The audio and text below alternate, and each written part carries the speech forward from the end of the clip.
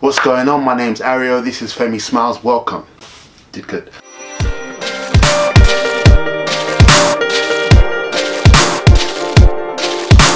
So first, let me introduce myself. My name's Ario. I'm from London.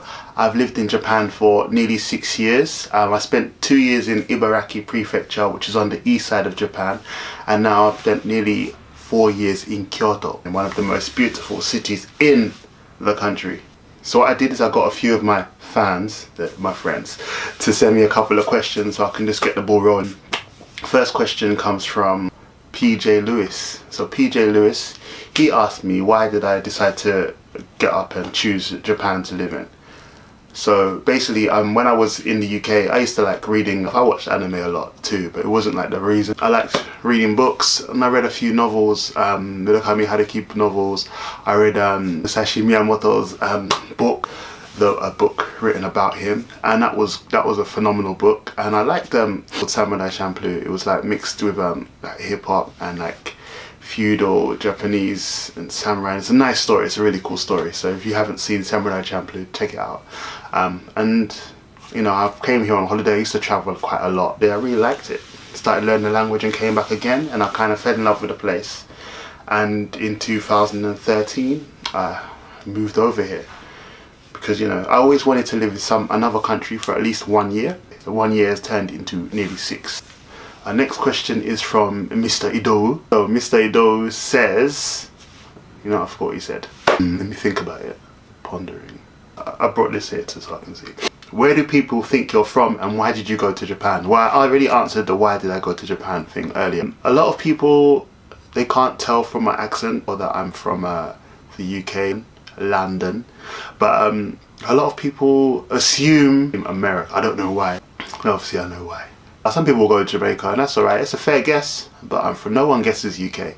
So when I do say, oh, I'm from the UK, they're like, no, not you. I'm like, I know that your image of the UK, you're thinking of Harry Potter. You're thinking you don't look like I'm from Gryffindor or something like that. And I know it's Hogwarts, but Gryffindor's the house, yeah.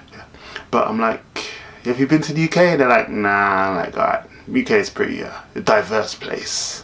Alright, so yeah, a lot of people think that. And then going to diversity, I've got another question from Monique, and she asks, what's like diversity like in Japan? So getting straight to that, in Japan, generally 98.5% Japanese. You got 98.5% in your test, you would be happy, man. You got like 100% basically. So it's like 100%. 0.8%, you know, other Asian countries, and then the rest, my math's gone now. This is the others, like white and, you know, black, basically. And obviously all the other races. Oh, Ario, you're a racist. And only a tiny, I'm talking like 0.1% could be black, maybe. And like if I see 10 foreigners, one of them won't be black, kind of thing. I need to see 20 before I see a black person. In a minority, I don't know how that feels. Never been a minority in my life. I've always been a minority. But in terms of diversity, in terms not race, but just in terms of what people are like, there's a full range. You've got the full range. You know, personality wise, there's a huge range, but in race, it's like this.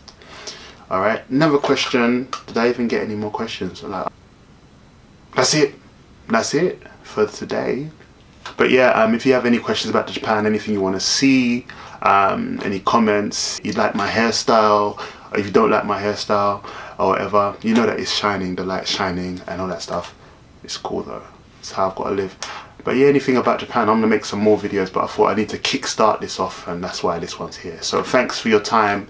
If you like it, subscribe, and then I'll put out more. There's some old videos on this too. Alright, peace.